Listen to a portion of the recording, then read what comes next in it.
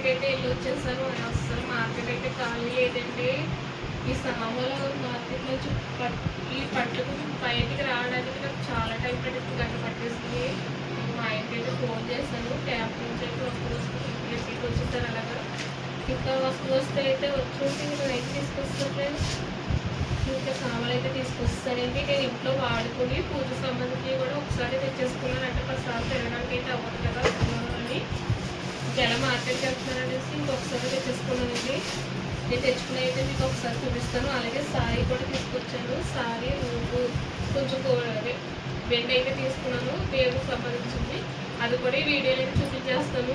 ఏంటమ్మా ఊరేస్తున్నావు, చూపిస్తానని చూపించి ముందు సారీ అంటున్నారా, ఈ వీడియోలో అయితే చూపించేస్తాను ఫ్రెండ్స్.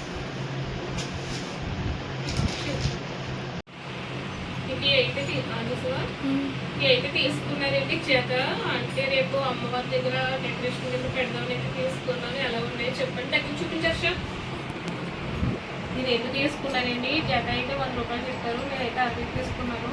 పర్వాలేదంటారా, కాకపోతే తీసుకున్నాను కానీ తీసేసుకున్నాను చూసాను. ఇక్కడే ఒకటైతే లేదు, ఫ్లవర్ ఒకటి లేదు. దీనికైతే 2 వచ్చాయి కానీ దీనికైతే ఒకటే ఉంది. ఒకటి ఊరిపోయింది ఏంటో తెలియదు. అయితే నేను తీసుకున్నాను 60 రూపాయలండి. ఇంకా వచ్చి ఆయిల్ డబ్బా ఒకటి తీసుకున్నాను.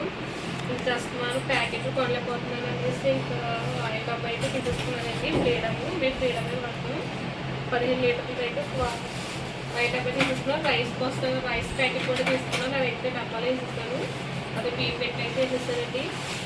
ఇంకా చింతపండు, ఎల్లుల్లిపాయలు ఇంకా సంబంధించి అన్నీ తీసుకున్నాను. ఇంకా కారం, మిక్సీలు అయితే ఎక్కువ తీసుకున్నానండి. ఎందుకంటే అస్తమానం మాకు వాషింగ్ మిషన్ మాత్రం పడుతూనే ఉంటుంది.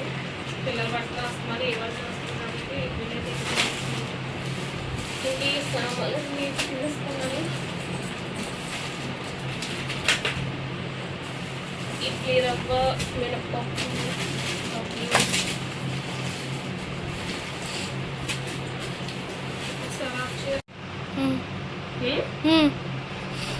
ఇవండి నేను తీసుకున్న సామాన్లు అయితే. ఇక పూజకు సంబంధించి ఇంట్లో వాడుకోవడానికి కూడా నేను సామాన్లు అయితే తీసేసుకున్నాను.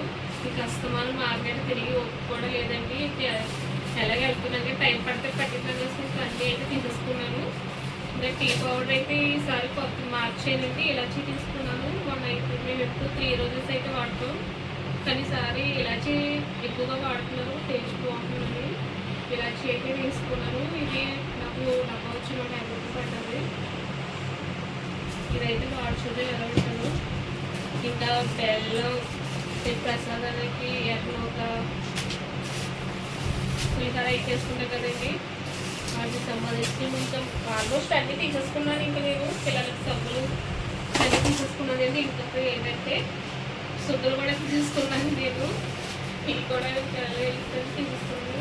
ఇది 2 కేజీలున్నారండి. 2 కేజీలున్నర అయితే 50 రూపాయలు అయితే తీసుకున్నారు. కొబ్బరికాయలు అయితే నేను ఇంటి దగ్గర ఇప్పుడే జస్ట్ ఒక ఆవిడ తీసుకొచ్చిందండి, ఆవిడ దగ్గర అయితే తీసుకున్నాను. ఇదే కాయ మార్కెట్లో నేను అడిగితే 30 రూపాయలు అయితే చెప్పారు ఈ కాయ. నాకు ఇక్కడ అయితే ఆవిడ 15 రూపాయలకి అయితే ఇచ్చింది కాయ.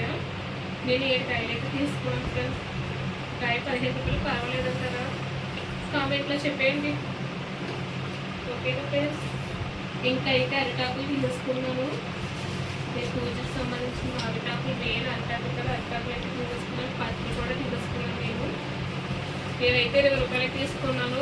మాకు తెలిసిన వాళ్ళు మా కంప్లీట్ అమ్మాయి అయితే 50 రూపాయలు తీసుకున్నాక ఏమో మరి నాకైతే నేనైతే 20 రూపాయలు తీసుకున్నాను. పత్తి చెరుకు గడి కూడా చాలా రేటుగా ఉందండి. ఇది మామూలుగా అయితే 10 రూపాయలు ఈ ముక్క. ఇప్పుడు పండుగ చేసిన వల్ల 20 రూపాయలు తీసుకున్నాను ముక్క. నేనైతే 20 రూపాయలు తీసుకున్నాను.